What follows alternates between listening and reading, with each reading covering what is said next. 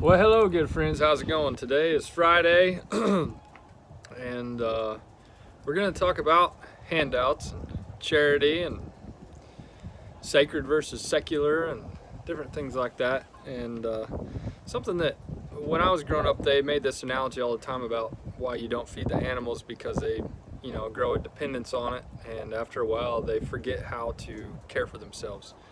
They forget that. Primal vigor to just survive. And I often think about this with how many things in present day that our government does to care for the poor, the needy, the sick, and how much of this is actually a physical need of poverty and how much of it is a grown dependence and poverty of the mind. I remember a long time ago watching an interview of a man, homeless veteran, talking in the streets and how he had lived a homeless lifestyle for quite a long time.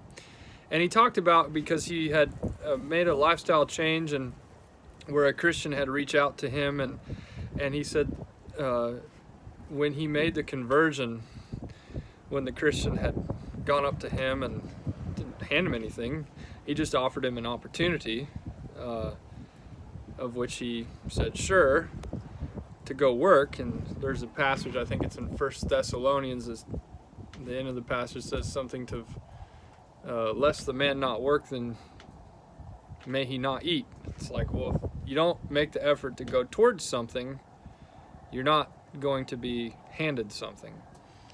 And the gentleman, the homeless guy, he talked about when I renewed my mind, the poverty left my mind, and therefore my actions followed. And he just talked about how the poverty that he was in, all of the secularized handouts that he was given, it only made him more dependent.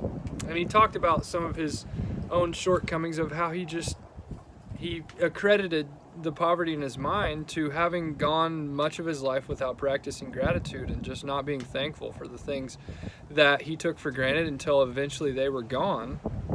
And he just had no drive to reacquire them because they were, made available and brought to him rather than him having to go and put in the sweat equity to acquire them. I thought that was so interesting and profound. So right now we're having a pandemic, a crisis, whatever you want to call it. And I apologize. I had gone against my own policy of not watching news, and I don't know why I did it. I watched this, press conference with the president and all of these reporters, and this one nippy little reporter hops up and asks a question about toilet paper and hand sanitizer and what are you planning to do about this? Like it's the government's job to take care of us. And I sighed, I lost my breath, I was disgusted because if we as humans are expecting the government to take care of us, that is not the government's job. The government's job is to be impartial to justice. And we have forced them into a position through taxation to take our money and redistribute it because we, the church, we kind of quit doing our job and the needy cried out and the government says, hey, and this reminds me of a passage in Judges. It's right after Gideon passed away and one of the 70 sons of Jebulun, Abimelech, he goes through and then there's the parable of the trees where the olive tree, or they ask the tree to rule over them.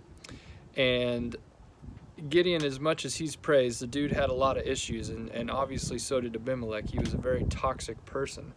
And I think as much as we want to attribute this to people that we, regardless of what party we're on, we look at, Trump this or Obama that. Really, you could look at it as the church versus government. We, the church, really lost some footing and opportunities that we passed up. Wars and depressions and things like that. And the needy kept crying out, and the government kept supplying, and as long as the need for government is there, they're never going to let loose of control they already have. They're never going to, quit taking control of things they already have, because they have to have a need for existence. And as long as there's poor people, they can keep taxing at the rate they are. Inflation is just another hidden tax that we take. And I don't know what the answer is. I'm just verbalizing my observances.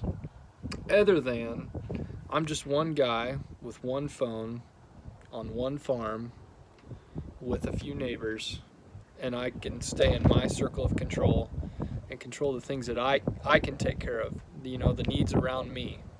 And I can be a Christian and try to read my Bible as much as I can to learn about what God wants me to do, and not sit here and moan and complain about what the government shouldn't be doing.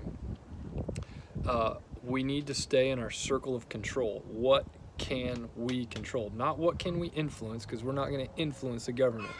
Our actions, if we all stay in our circle of control long enough and be diligent and keep our heads down and do what we do,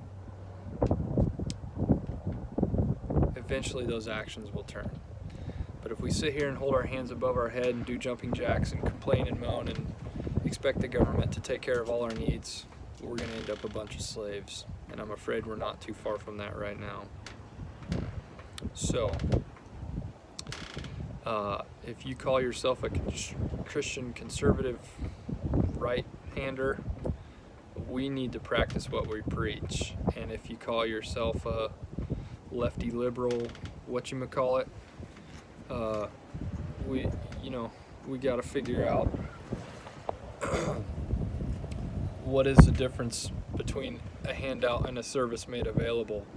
And if its purpose is to keep the people needy, well, then it needs to change really quick, because we're all human, and we got to figure this out, how to coexist on this planet with a very interesting situation.